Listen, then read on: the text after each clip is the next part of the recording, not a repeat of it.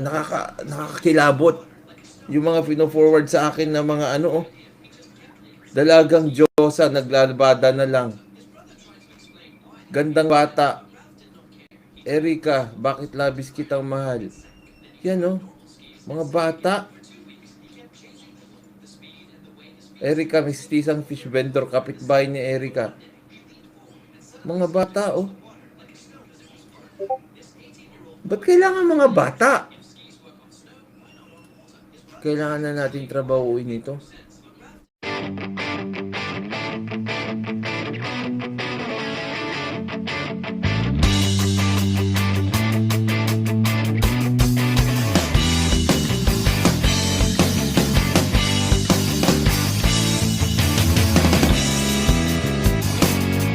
Bale, huwag kang mag-alala. Tignan natin kung ano mangyayari dito. Para baka may correct natin yung mga pagkakamali. Tignan mo yan, gandang bata, sabi niyo dyan sa baba, Ito, click natin yan. Ako nga kinikilabutan ako doon sa gandang bata Bata talaga. Mag-ready na kayo mga defenders at mga strikers, ha? Mag-ready na kayo.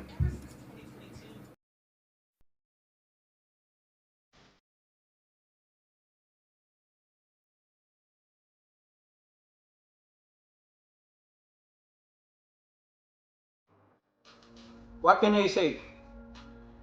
Nagharap na naman tayo, Attorney Libayan.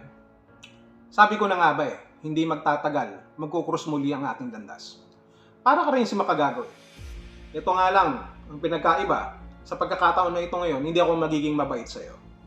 Malas mo, sapagkat hanggang ngayon, you're just a second runner-up to me. Kahit nung nag-aaral pa tayo sa Abogasya, pangalawa ka lamang sa akin. Nakaupo ka pa sa roper, katabi ng mabahong basurahan. Yak. Ngayon, Attorney Libayan, makinig ka kay Attorney Libagan. Alam mo ba na tinanggap ko na yung alok sa akin ni Dr. Love na maging abogado nila, na maging legal counsel nila para doon sa akusasyon mo, patungkol doon sa mga batang babae, sa mga menor de edad.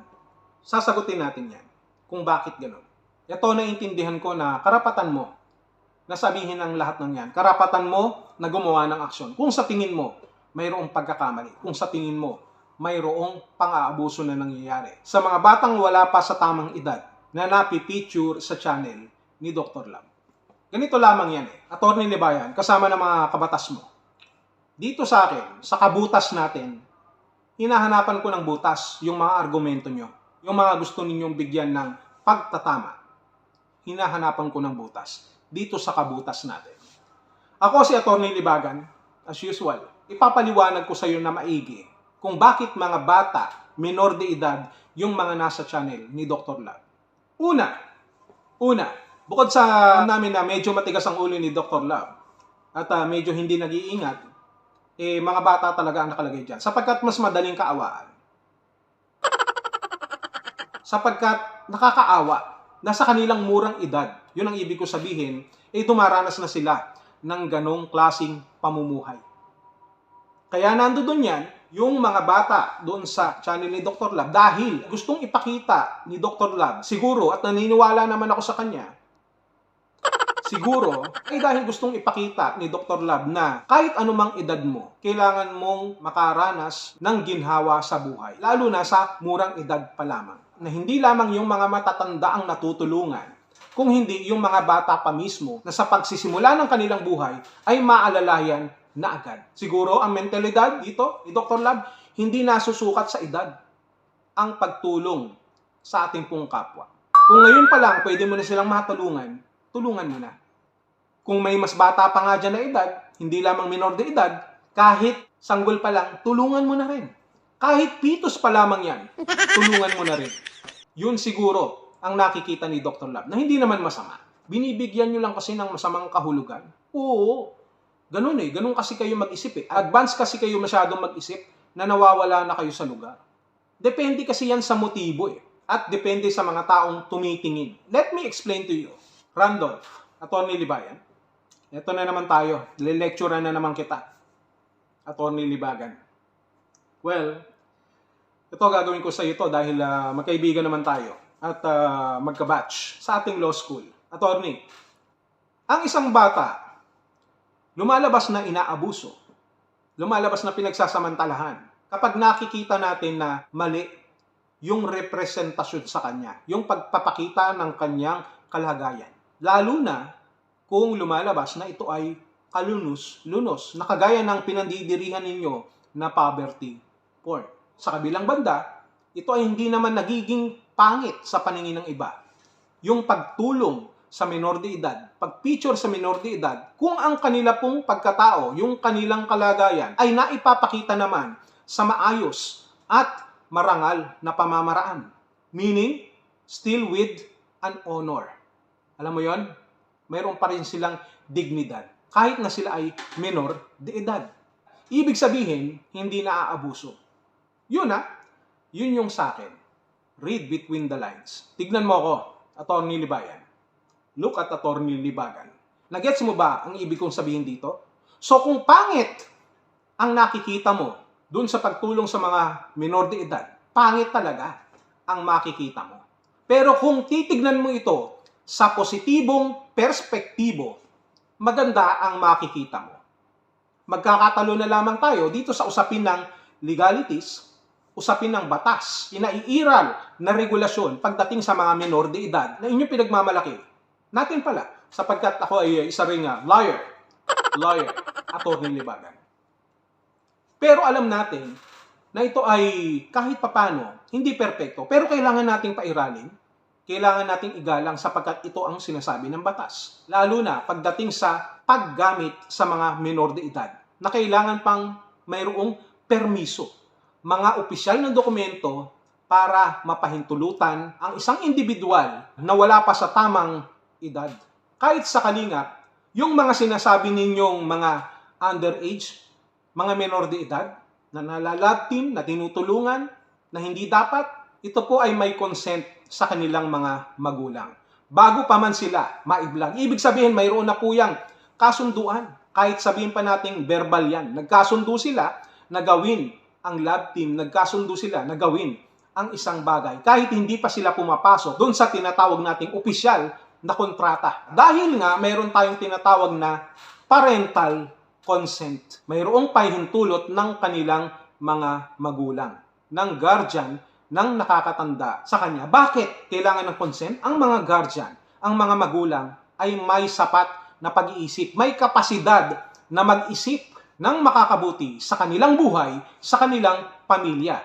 Kaya nga hindi natin ipinapasok itong mga minor de edad sa ganyang kalakaran sapagkat we are deeply sure na itong mga minor de edad na ito ay walang kapasidad na mag-isip na timbangin kung ano ang tama sa mali, kung ano ang mabuti sa hindi, kung ano ang nakakasama at kung ano ang nakakabuti. Ibig sabihin, they are lacking of discernment to distinguish everything from black to white. Kaya nga ipinapasa natin ito doon sa mga elderly pagdating sa usapin ng consent para mapahintulutan na itong mga bata na ito. Ibig sabihin, may consent na, mayroon pang guidance. Kaya nga nakakapagpatuloy sila sa relasyon nila sa kalingap, nakakapagpatuloy sila bilang beneficiary ng kalingap. At ito ay hindi nagtatapos lamang, hindi limited lamang sa mga minor de edad, sa mga kalingap angels. Kung hindi sa lahat ng ibinablog ng kalingap, meron tayong tinatawag na consent. Di ba?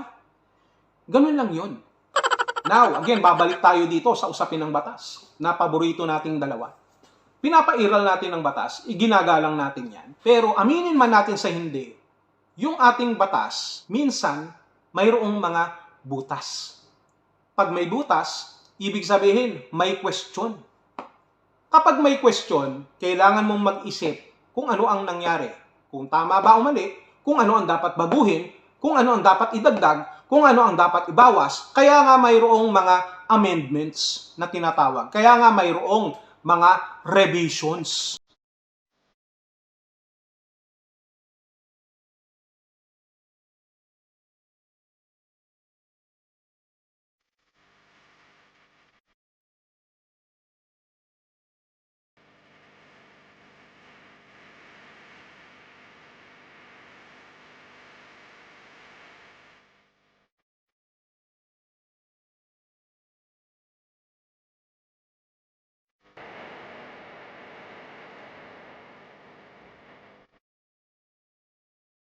Kaya nga, kahit sa batas, meron tayong ginagawang pagbabago. Halimbawa na lamang, umuusad ang panahon.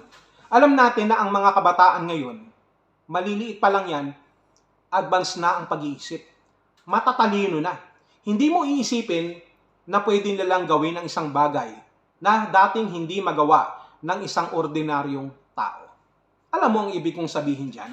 Kaya nga mayroon tayong mga pagbabago, di ba? Kaya nga iniisip ko na baka pwedeng makapag-adjust pagdating sa sinasabi nating menor de edad, na pwedeng ma-feature, na pwedeng ma-content, but this should be under the close supervision of their guidance na mayroong proper consent and coordination.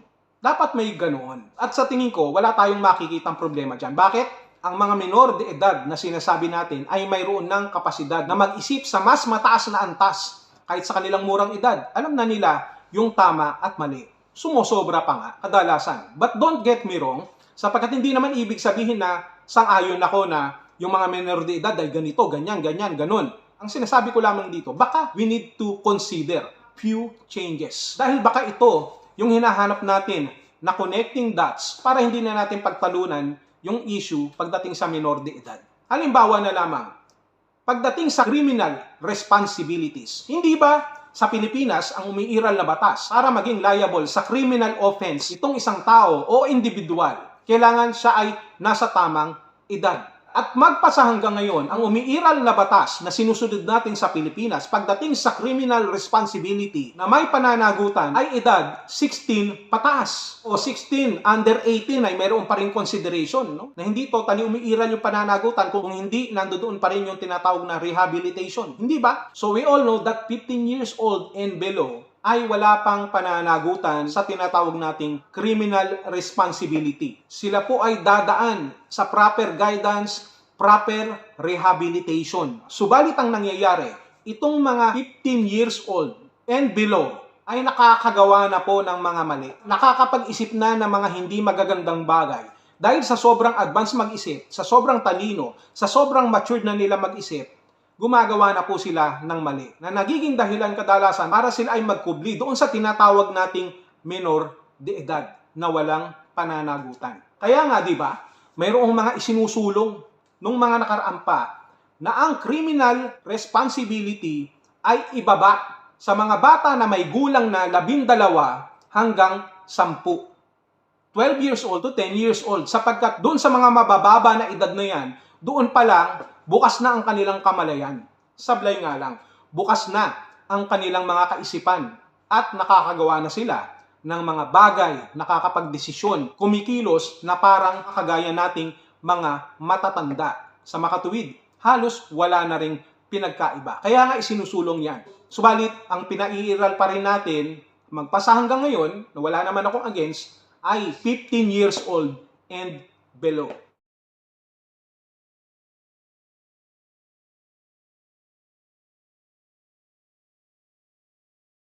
Ito ay napag-usapan lamang natin sapagkat itong si Atty. Libagan, binibigyan ka lamang ng heads up, Atty. Libayan. Kaya nga binibigyan pa kita ng pagkakataon no matras Dahil kinuha nga ako nila Dr. Lab bilang legal counsel, baka pwede ka nang mamahinga muna at mag-focus muna sa politics.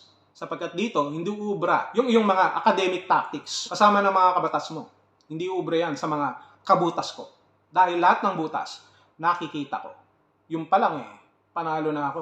Panalo na ang kliyente ko na si Dr. Lab. Atty. Libayan, panalo na naman si Atty. Libagan. So, try to consider it. Sorry walang personalan. Kailangan ko lang ng tamang kabayaran dito kay Doc Lat. Kay Dr. Lab pala. Kay Dr. Lab. Actually, nag-down na nga siya sa akin Nag-down siya sa akin ng 500 pesos sa GCash. So, pwede na yun. At least, may pambili ako. May panload ako mamaya. Alright? So, Atty. Libayan, may the best man wins.